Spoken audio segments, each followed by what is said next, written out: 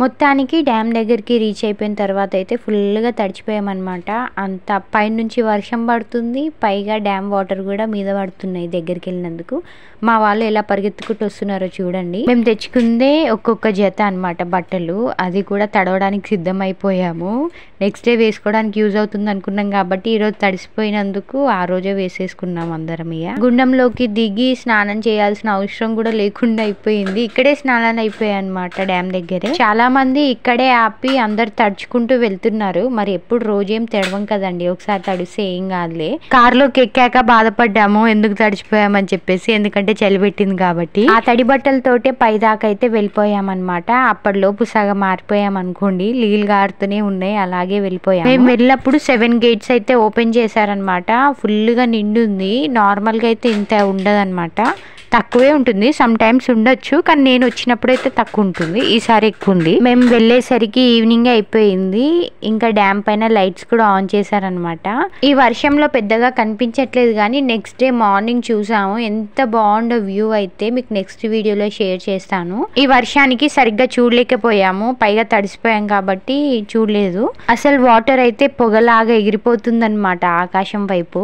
ఏంటి వాటర్ ఇంత ఈజీగా వెళ్ళిపోతున్నాయి అనిపించింది అది చూడంగానే.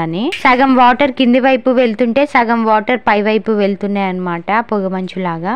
మేము వెళ్ళిందే సాటర్డే రోజు, అంటే వీకెండ్. పైగా ఆ రోజే వర్షం పడుతుంది, చాలా మంది ఉండే అనమాట. ట్రాఫిక్ కూడా ఫుల్ ఉండే. వెళ్ళాము, సింగిల్ రోడ్ ఉండడం వల్ల ట్రాఫిక్ అయితే అయిపోయింది. ఇలా లేట్ అవుతుందని చెప్పేసి మేము డిండి డ్యామ్ కూడా చూడకుండా డైరెక్ట్గా వచ్చేసాము. అయినా కొంచెం లేటే అయ్యింది. మేము వెళ్ళేసరికి 7-7:30 అయిపోయింది.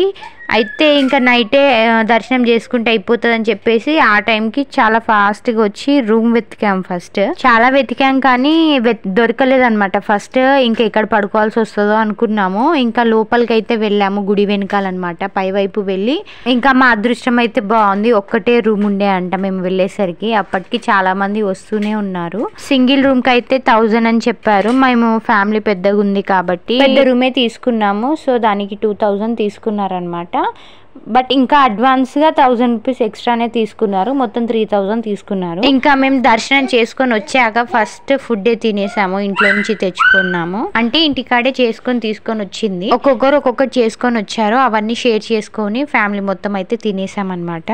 రూమ్ అయితే బాగుండే, అందులో పరుపులు, వాష్రూమ్స్ అన్ని బాగుండే, గ్రీజర్ కూడా ఉంది. ఇంకా మార్నింగ్ లేచి ఏం చేసామనేది నెక్స్ట్ వీడియోలో అయితే పెడతాను, తప్పకుండా చూడండి.